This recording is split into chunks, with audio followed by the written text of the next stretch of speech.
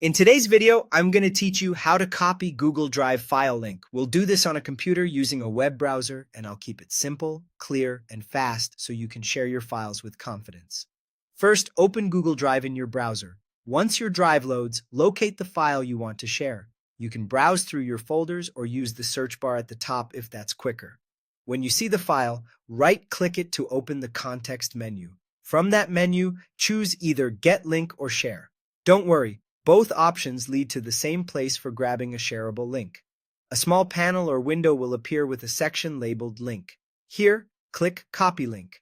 The link is now on your clipboard, which means you can paste it into an email, a chat, a document, or anywhere else you need. That's it for copying. The link is ready to go. Before you send that link, it's important to make sure people can actually open it. By default, many files are set to restricted, which means only specific people you add can view them. If you want anyone with the link to access the file, click Share or Get Link again to bring up that same window. Find the Access section and change it from Restricted to Anyone with the link. Then choose the permission level. Pick Viewer if you only want people to see or download the file.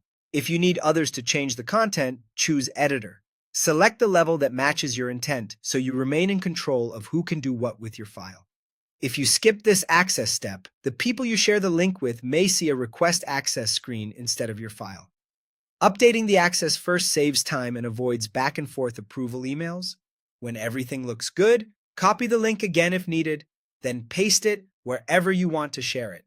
For reference, a typical Google Drive link looks like this: http://drive.google.com file/d file/id view SPE sharing.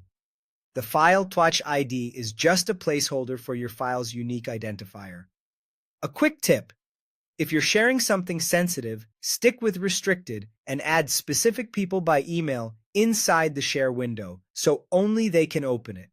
And remember, some workplaces or schools may limit link sharing. If you can't switch to anyone with the link, that setting might be managed by your organization.